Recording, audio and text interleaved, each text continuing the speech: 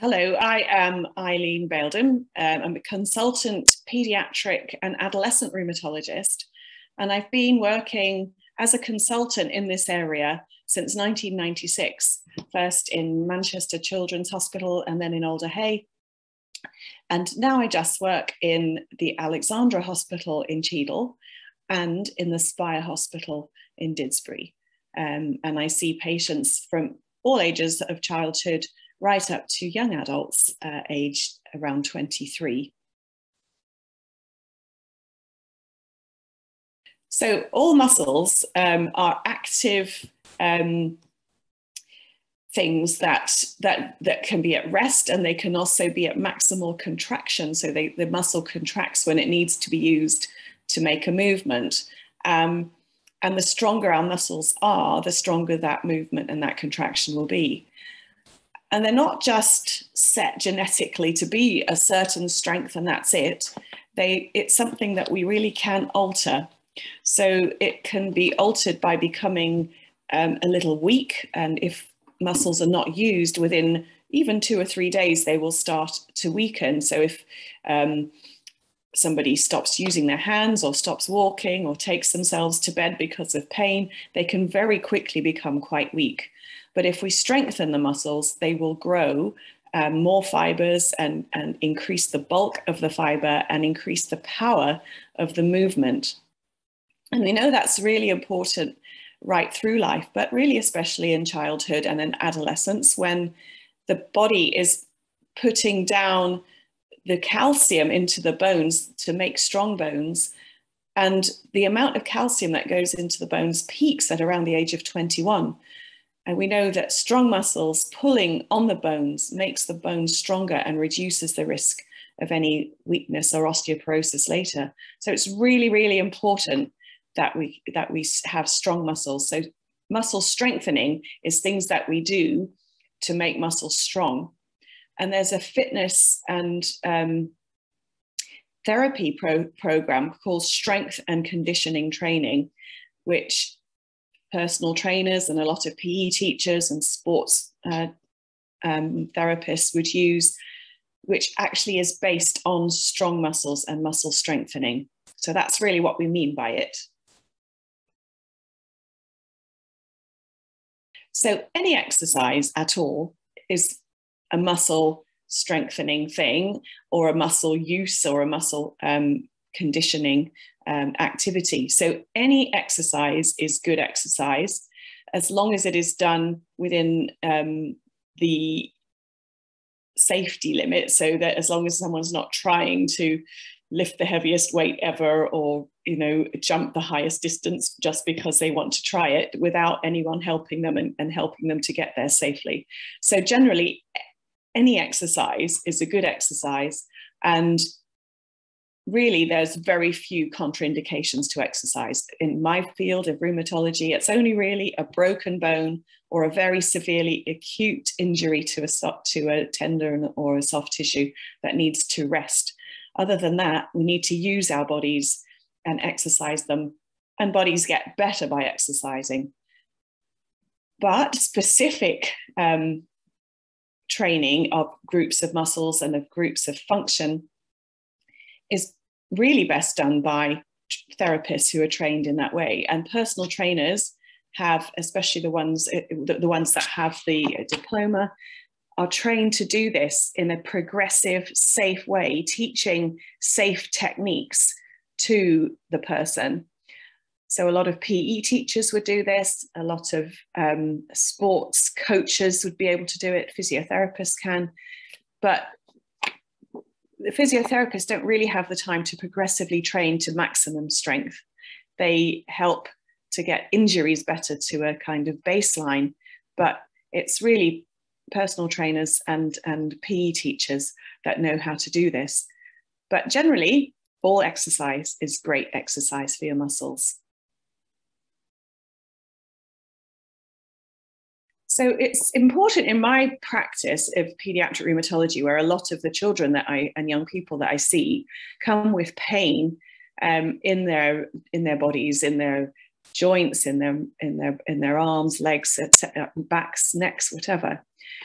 And really very often, more often than not, we find that this is due to what we call musculoskeletal pain. So it's pain in the muscles and the ligaments, the tendons, and the fascia, the soft tissues of the body. And most children, actually, about 40% of children are very flexible or hypermobile if we compare them to adults. But some young people have this to a quite significant degree. And if muscles are overstretchy, or that leads to the joints moving too far and being hypermobile, and they can then get sprains of the joints and little tiny micro tears of the soft tissues around the joint. And this can give rise to a lot of pain with normal function. So even writing can be painful, walking can be painful. And it's not because something's broken or damaged in the joint or in the bones, but it's that the muscles are just spraining and objecting to the increased expectation on them. So we know that the stronger we can get muscles in these areas, the more they will protect the joint and the less the pain will be. Now, a lot of people find that when they start doing exercise, they get more achy, and then they think, there you are, that proves I should rest because the more I exercise, the more I ache. That's wrong, can't be right. But in fact, when you get below a certain level of muscle fitness, any exercise really is tearing tiny little muscle fibers and making them sore. And so instead, we like people to understand that muscle tenderness after exercise, it's called DOMS by sports people, delayed onset of muscle stiffness, is actually the body's way of repairing the muscles to make them stronger. And so people shouldn't be frightened of that. There are ways to reduce that by warming up before a training session, cool down exercises, having protein shakes or a protein boost after an exercise session, using a hot bath or something to wash away the lactic acid and so on that's built up in the muscles. But the most important thing that exercise and strong muscles help with is pain around the joints and in the body. Hypermobility means, hyper means too much, and mobility means too much movement. And that really relates to joints and the range of movement that a joint can have. So for example, if you have fingers that are hypermobile, they will move in the wrong direction too much from your functional position. Or if your knee is hypermobile, when you stand up, it might lock backwards instead of staying straight. If your foot is hypermobile, you get flat feet and can walk on the inside of your foot and therefore strain your knee and strain everything up the leg. Now, it's not a disease and it's not an injury and it's not a very scary thing. A lot of people have it. And in fact, studies in children, there's the ALSPAC study in Bristol that has followed up children, I think about 6,000 of them, from birth right through to young adult life now. And they found that something like 40% of children you could measure as being hypermobile. So therefore, that's not a disease, that's normal, that children are flexible. It's why they like to do gymnastics and roly-polies and things like that. But sometimes in specific areas, it becomes a problem because of the increased risk of spraining those areas, which can cause a little bit of stiffness and swelling for a few days. People can mistake it for being arthritis, when really it's just that the joint isn't stable to support itself. And if you think about the skeleton, it's just bones that are held together by ligaments and tendons and muscles especially. So the only thing that supports the bones of the joint are these soft tissues and especially the muscles. So the stronger the muscles are around them, the less mobile the joint will be, and the hyper part of the mobility will just settle down to being in more normal range. But even if it is still very flexible in the joint, the muscles will take the shock absorbency and the strain off the ligaments, so reduce the wear and tear. So that's why it has a name of hyper, in other words, too much. Now, there are a few conditions that are genetic where the soft tissues, which are the connective tissues, the proteins of those tissues and those disorders, the collagen part is just a little bit looser bound, so that you can actually see under a microscope that the cells stretch further apart.